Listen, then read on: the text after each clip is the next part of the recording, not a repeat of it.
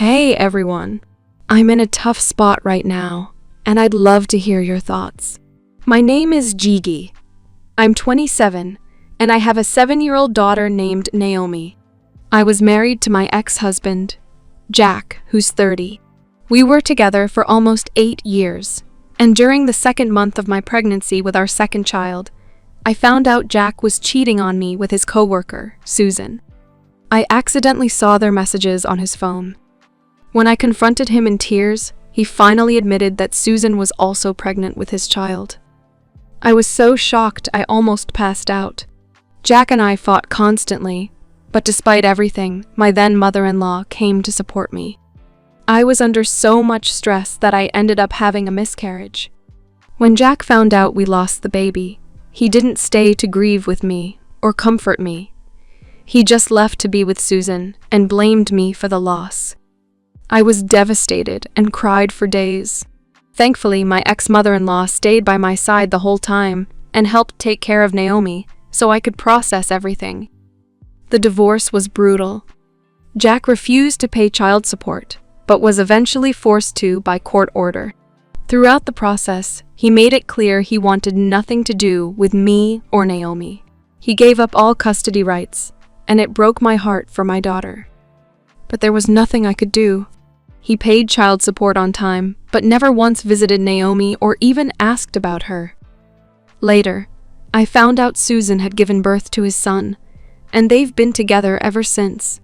Through all this, my biggest supporters were my parents and my ex-mother-in-law. My parents and Jack's mom had been best friends for years, which is actually how Jack and I met.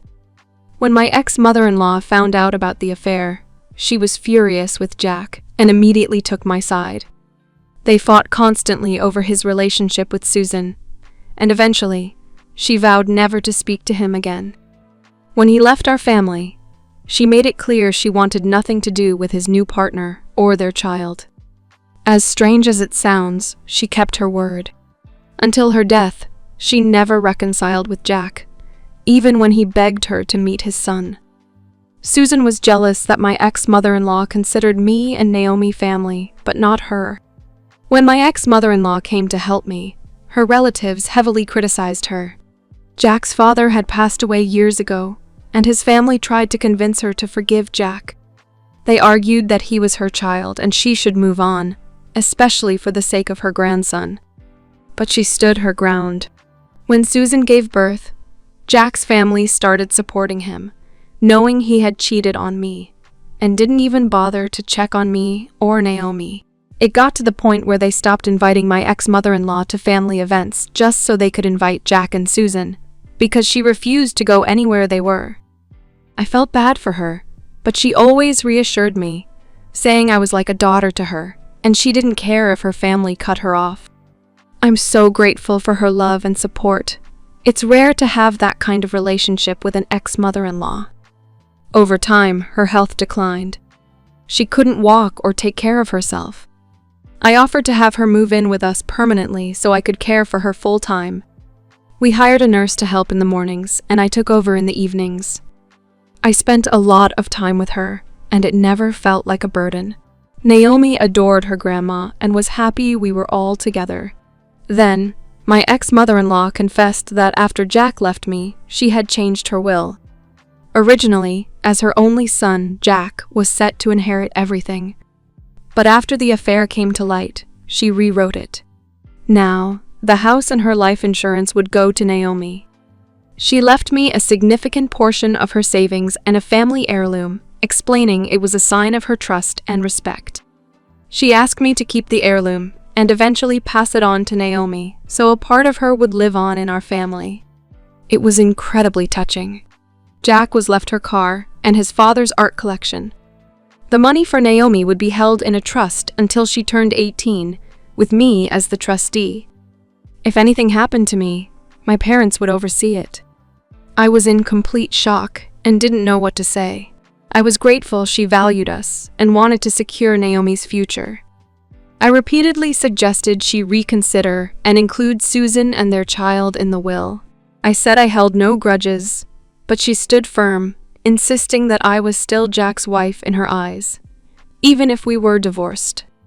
She believed everything should go to Naomi as the rightful heir. I understood her stance and accepted her decision. Throughout this time, Jack never called or asked about his mother's health, even though I wouldn't have stopped him from visiting. But he didn't seem to care. One day, my ex-mother-in-law had trouble breathing, and I rushed her to the hospital. I was terrified for her life. While my dad watched Naomi, my mom and I spent the night at the hospital, praying she'd pull through. Thankfully, she was released. After that, I didn't want her to pass without reconciling with Jack. So, I swallowed my pride and called him, begging him to visit his mother. I told him the doctors weren't optimistic, and I was afraid she could go anytime. Instead of sympathy, Jack argued, complaining that his mother never accepted Susan. I begged him to put his pride aside for her sake. He claimed he was too busy, but eventually agreed to come for a short visit. When Jack finally showed up, I was shocked because he brought Susan. I stayed quiet, even though I wasn't happy to see her in my home, but I didn't want to upset my ex-mother-in-law. When he saw his mother, the tension between them was palpable. The conversation was awkward, with long pauses, and he made no effort to genuinely connect with her. It felt like he was only there out of obligation. It was sad to see, but at least he came. When my ex-mother-in-law saw Jack had brought Susan and their child, she resisted, but I calmed her down, saying I didn't mind as long as they were there to support her. She was too weak to argue. I stayed quiet even when Susan started acting overly sweet. When my ex-mother-in-law said she didn't want to see Darren, Susan reminded her that he was also her grandson. I left the room to give them privacy and check on Naomi, who was upset because Jack hadn't even acknowledged her. From the kitchen, I saw Susan step outside to make a call. Through the open window, I heard her laughing and complaining about being forced to visit Jack's mother. She said Jack had assured her his mother would leave everything to him, and they were just visiting out of courtesy. Susan gleefully shared plans to move into the house and redecorate it, saying the current style was outdated. She even talked about removing all photos of me and Naomi once the house was theirs. I froze, hearing her cruel words. She went on about changing the furniture, repainting the walls, and remodeling the house. But I stayed silent to avoid upsetting my ex-mother-in-law. Jack was convinced the will hadn't been changed, and everything would go to him and his new child. I saw no need to explain. If he couldn't even remember Naomi, he could face the consequences of his indifference. He and Susan never found out the truth about the will. It broke my heart because I knew my ex-mother-in-law might not have much time left, and she had deliberately chosen to leave everything to me and Naomi. She often said she was doing this to punish Jack and Susan for their actions. Her own father's infidelity had scarred her as a child, and she couldn't stand watching her son do the same to his daughter. She wanted Naomi to feel loved, even after she was gone. Soon after, her condition worsened, and she passed away last week. I handled the funeral arrangements because neither Jack, Susan, nor any relatives offered to help. My parents helped me pick a beautiful casket and a place for the service. Susan didn't even attend the funeral. Some relatives showed up, but it was clear they didn't really care. When my ex-mother-in-law's lawyer called to read the will, I couldn't hold back my tears. Everything was as she had said. The house, the money, and the family heirloom went to me and Naomi. I felt grief for losing her, but also gratitude that I could now secure Naomi's future. As I was dealing with the paperwork and my emotions, there was a knock at the door. It was Susan, Jack, Darren, and a few relatives. They were all angry. Jack demanded to know why everything had gone to me. He accused me of manipulating his mother when she was sick. But I pointed out the dates on the will. It had been changed long before her health declined. Susan chimed in, asking why I and Naomi got everything instead of her and her son. I lost my temper and told her I'd overheard her phone call about redecorating the house and throwing out our photos. She denied it, but I reminded her that she and Jack were the ones who had destroyed our family. The relatives started demanding I sell the house and split the money 8 ways. I was shocked by their audacity. I told them I was the one who had cared for my ex-mother-in-law until the end, and none of them had even called or visited. They had no right to demand anything. They argued loudly, but I stood my ground. Jack threatened to sue me if I didn't give him the house. I laughed in his face and reminded him he hadn't cared for his mother and only visited once because I begged him. I told him he could try to sue, but the lawyer had assured me the will was airtight. Susan begged me to think of Darren's future, but I reminded her Jack had never cared about Naomi. Why should I give them anything when my ex-mother-in-law had chosen us? I asked them to leave and told them to take any issues up with the lawyer. It was clear they had no legal standing, or they wouldn't have come to me. I closed the door, feeling a sense of satisfaction that I had stood up for myself and honored my ex-mother-in-law's wishes. Since then, Jack has been calling and texting, spewing hate. He says if I had any decency, I'd return what rightfully belongs to his family. He accuses me of being greedy and demands I give everything back. But I'm standing firm, grateful I could protect what my ex-mother-in-law left us. Update 1. I thought this story would only interest a few people, but it's gotten a huge response. Thanks to everyone who listened and offered advice. To those upset, I didn't push my ex-mother-in-law to include Jack's new child in the will. I tried, but it was her decision. I can't change it now.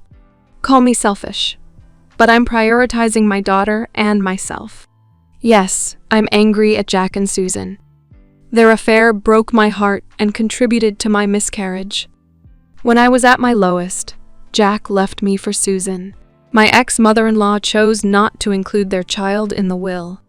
She had every opportunity to change it and didn't.